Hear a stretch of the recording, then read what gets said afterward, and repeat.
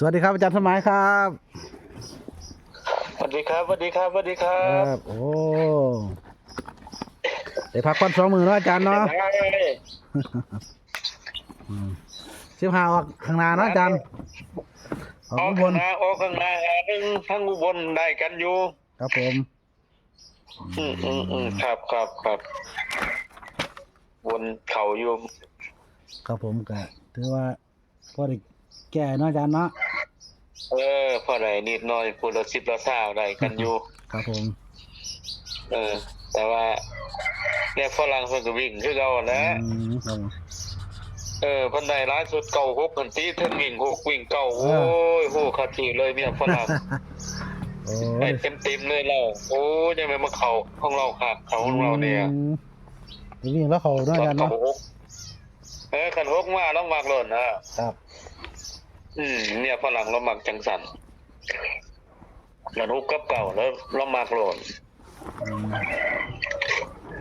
ไอ้จังไหนเจ้าหมานอยู่บ่บางหันประมาณอาจารย์บ่ทีม69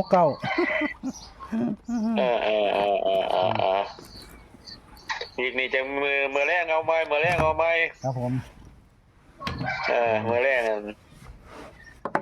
เอาไหมเอามึงคักๆโหลดมือแรงนี่ครับผมบ่หลอดดอกมือแรงนี่คือว่าจังไหนได้เกมมือคักมือแรงนี่ครับผมมัน26เนาะอาจารย์เนาะออก26นะครับออก26เลยเนาะอาจารย์มื้อ26มื้อนี้บ่ครับออกเพื่อนบ้านวันที่26เนาะอาจารย์เนาะออกเนาะ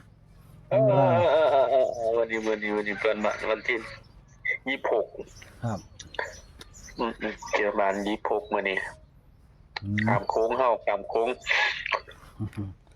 ดี๋ยวโค้งลูกทีมก็มาหาแต่เช้าบ่ล่ะเอาไปแล้วเมียฝรั่งก็ดีครับผม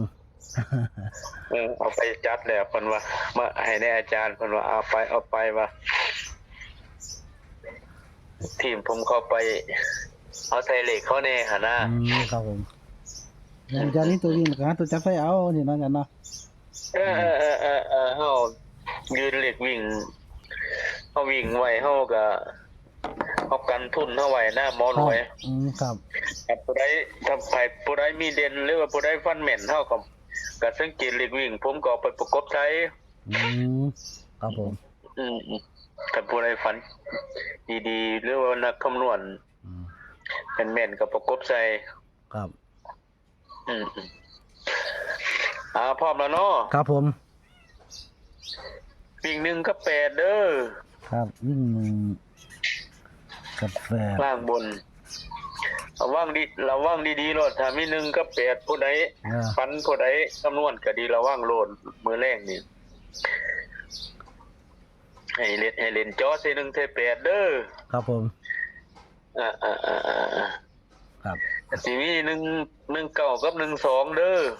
191219128987เนาะอาจารย์เนาะมีตัวกันเด้อกันนั้นอาจารย์มื้อนี้กัน9011โอ้กัน90กับ11เด้อครับผมตัวกัน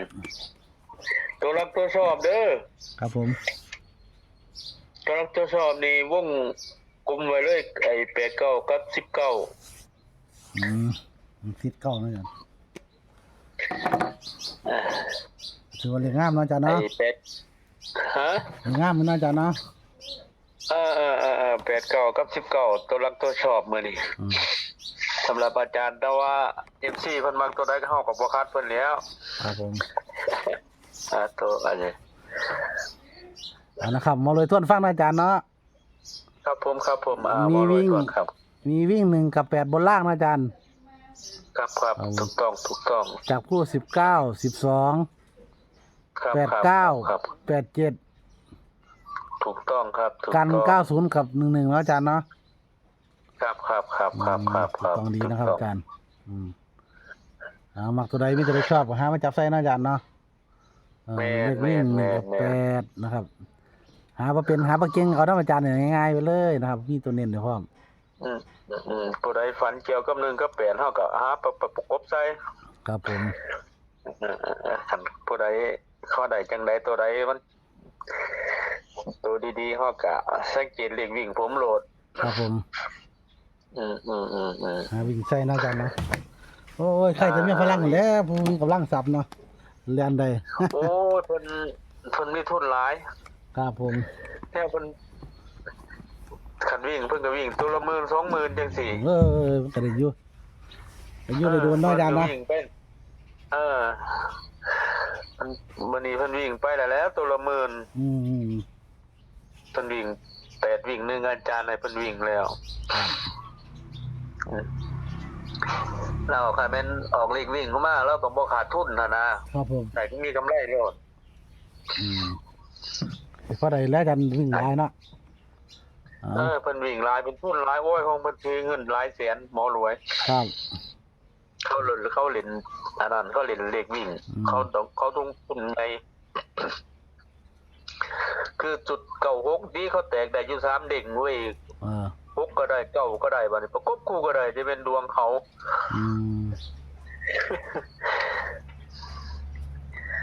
ผู้ใดนี่ทุนบ่มีก็จับเอาเด้อนะอาจารย์เนาะเฮาก็คอยหลาบซ่าต้มซ่าเฮานี่ล่ะเฮาทุนน้อยกินตามหน่อยเนาะอาจารย์เนาะเฮาจะไปขี่ตามสร้างก็เอามีดเต็นหน่อยไปก็อันนี้ไปค่อยเป็นค่อยไปนะครับเนาะขอบคุณอาจารย์หลายๆเด้อนะครับขอให้อาจารย์โชคมันให้พี่ชมมาแรกนี่ได้ครับสวัสดีครับครับผมจบไปแล้วเด้อนะครับสำหรับอาจารย์สมหมายเนาะอาจารย์ให้มาวิ่ง1 กับ 8นะครับจับ19 98เนาะแล้วก็12 87เนาะส่วนเลขกันเพิ่น90กับ11ของอาจารย์สมหมายในงวดนี้ให้มาแล้วนะเพิ่นมักนำเพิ่นก็ลองเบิ่งพิจารณาเอาให้โชคให้มานำอาจารย์สมหมายเด้อนะครับฝากกดไลค์กดแชร์กดติดตามให้ทางช่องโชคมันสุขสุขคนรวยๆกันครับนะครับก็ตามไปแล้วเด้อนะครับสำหรับหลายท่านหลายอาจารย์มีเลขนาทิตนะเป็นลงหลวงปู่นะครับตามเลขปู่แล้วก็ตามเลขนาทิตต่างหากนะครับเป็นฝันเลยต่างหากแล้วก็มีเลข